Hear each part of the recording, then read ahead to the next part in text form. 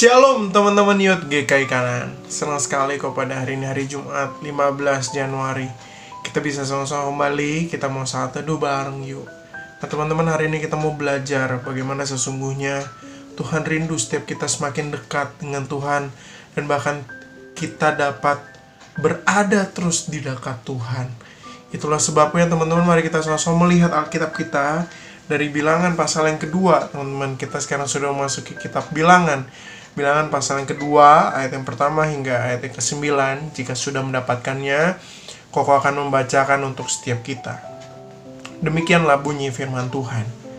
Tuhan berfirman kepada Musa dan Harun, orang Israel harus berkemah masing-masing dekat panji-panjinya. Menurut lambang suku-sukunya, mereka harus berkemah di sekeliling kemah pertemuan, agak jauh daripadanya. Yang berkemah di sebelah timur dekat panjinya ialah Laskar Yehuda. Menurut pasukan-pasukan mereka, pemimpin Bani Yehuda ialah Nahason bin Aminadab. Pasukannya terdiri dari 74.600 orang yang dicatat. Yang berkemah di dekatnya ialah suku Isakar. Pemimpin Bani Isakar ialah Netanel bin Zuar. Pasukannya terdiri dari 54.400 orang yang dicatat. Kemudian suku Zebulon, pemimpin Bani Zebulon ialah Eliab bin Helon.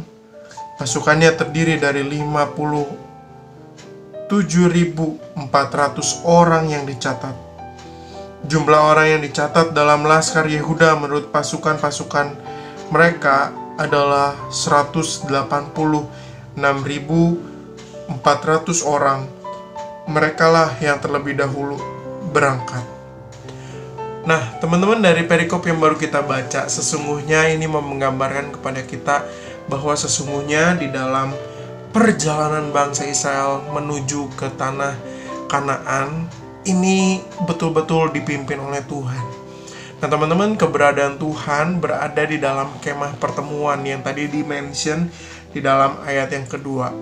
Tetapi teman-teman, kalau kita baca sampai akhir dari perikop 2 ini sampai ayat yang ke-34, sesungguhnya mau ngasih tahu begitu, karena nanti akan ada pembagian-pembagian setiap suku di mana mereka nanti akan mengelilingi, mereka akan memutari kemah pertemuan, dan pada akhirnya akan digambarkan bagaimana sesungguhnya Tuhan berada di tengah-tengah mereka dan umatnya yang berada di sekitar dari keberadaan Allah.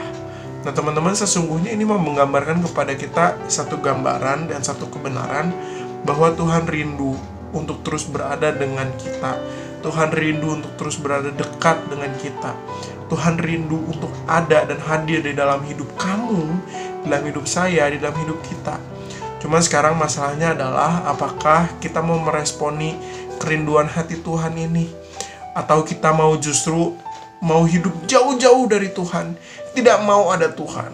Nah teman-teman, mari kita sama-sama mau belajar dari hari ini, dari kebenaran yang kita sama-sama sudah pelajari, yang kita sama-sama sudah lihat bahwa Tuhan berada di tengah-tengah kemah pertemuan.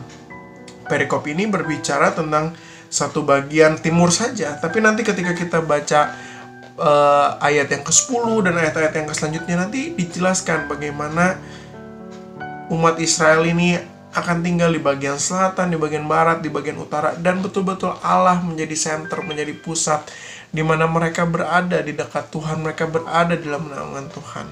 Nah teman-teman, betul sekali ada satu ungkapan yang berkata, tidak ada tempat yang lebih baik selain berada dekat dengan Tuhan.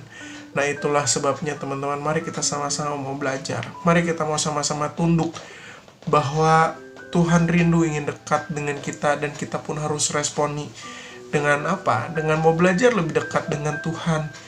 Bangun kebiasaan rohani kita, berdoa pada Tuhan, membaca firman Tuhan, bersaat teduh, dan bersekutu dengan Tuhan. Tuhan Yesus memberkati setiap kita. Amin. Hai guys, itu tadi satu teduh kita pada hari ini. Mari kita sama-sama belajar untuk selalu dekat dengan Tuhan, dengan cara kita berdoa, membaca firman Tuhan, dan juga bersekutu dengan Tuhan. Itu merupakan cara kita untuk meresponi kerinduan Tuhan yang ingin dekat dengan kita. Nah, untuk menutup saat teduh kita pada hari ini, mari kita bersama-sama berdoa. Tuhan, terima kasih atas berkat-Mu pada hari ini. Kiranya kami dapat bersaat teduh secara online pada hari ini, Tuhan. Tuhan, kiranya juga apa yang tadi kami dengarkan dalam saat teduh kami pada hari ini, Tuhan, dapat kami praktekkan ke dalam kehidupan kami sehari-hari, Tuhan. Kiranya juga agar kami selalu bisa meresponi kerinduan-Mu yang ingin dekat dengan kami, Tuhan. Tuhan, terima kasih, ini doa kami dalam nama-Mu, haleluya, amin. Nah, teman-teman, jangan lupa ya, besok kita bakal ada saat teduh lagi di channel ini. Jangan lupa buat teman-teman bagiin materi ini ke teman-teman yang lainnya, supaya banyak yang mendapat berkat. Buat teman-teman yang punya pertanyaan dan pergumulan, teman-teman bisa DM Insta Youth GKI Kanaan, dan teman-teman juga bisa dengerin podcast dari Youth GKI Kanaan. Nah, teman-teman, setiap Sabtu kita ada Zoom Fellowship di jam 7 malam. Untuk linknya nanti akan di-share di grup WA dan grup lain teman-teman. Have a blessed day, Tuhan Yesus memberkati. Halo guys, jadi kami Youth GKI Kanaan ada podcast yang baru. Lebih pendek, lebih ringkas, dan pastinya lebih cocok juga buat kalian. Keresahan kami, Youth GKI Kanaan akan membahas keresahan kalian dengan lebih ringkas dan akan dijelaskan lebih lanjut lagi di episode obrolan santuy anak milenial. Sampai jumpa di episode kami.